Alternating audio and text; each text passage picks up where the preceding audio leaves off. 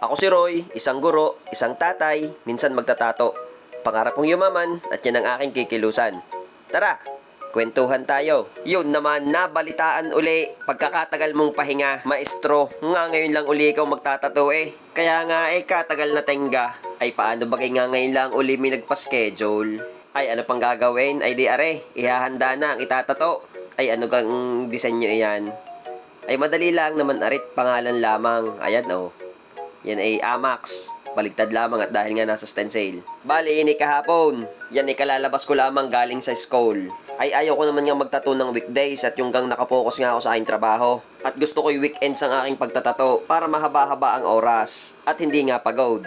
Aba, ay dahil miss ko din naman nga ang lumapat sa balat, ay di ako ay pumayag na. Ay sayang din naman ang kita. Ay di sa mga sandaling iyan, ako'y naghahanda na ng mga gagamitin at sabi nga noong magpapatato ay on the way na sila. Ay kita nyo kayong aking mga pinagbabalot na iyon. Pagkakadami. Kaya alam nyo na din kung bakit medyo may kamahalan ang presyo ng tato. Lalo na ring isang are, yung makina, ay pagkakamahal na yan.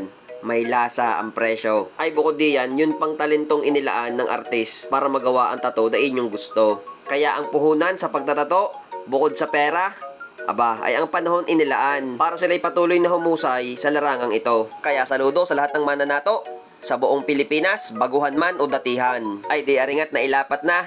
Ayun nga, Amax. Ay kung mapapansin nyo yung stencil, ay outline lamang. Para kapag kinolor packing ay kitang-kita kung alin yung part na medyo malabo pa. Ay hindi ko na rin nabidyoan nung aking nilinisan yung part na tatatuan. Ay kailangan ho yun ha. Aahitan para matanggal yung mga bala-balahibo. Dahil yun ho ay nakaka-apekto sa talas ng karayom. Ay siya, mabalik muna ako dun sa aking itinatato. Kaya Amax yan ay kombinasyon ng pangalan niya at saka ng kanyang asawa. Ang pangalan nung nagpapatato ay Amelita at yung kanyang asawa ay Max.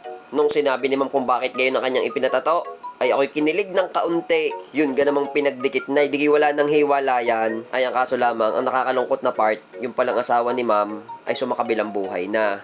At para nga maipakita ang kanyang walang hanggang pagmamahal, ay di arit inilapat sa kanyang balat. Bale yan ay first tattoo ni ma'am. Kami kasi simula pa lamang, nagpaplano na agad kung saan ilalagay ang sunod. Ay tunay nga ang sumpa. Ay ano pa, arit tapos na. Maestro, pabula punase. Patingin nga. Ayun. Max. Ayos Tuwang-tuwa si Mame sa kanyang first tattoo. Ay, are, si Ma'am Amelita mula pa San Antonio, San Pascual, Batangas. Ay lumayo-layo din. Ay, are, salamat sa Aterona at ako'y nirekomenda din kay Ma'am. Ay, ang sabi matagal pa daw ang ibiniyahe. Ay, are ho, ang resulta ng aming naging tatuan. Ay, baka kayo nagbabalak magpatato. Ay, i-PM nyo lamang ako. Siya, makikilike and share ho ng video are. Hanggang din na lamang ho. Salamat sa pagsama sa komento. Paalam!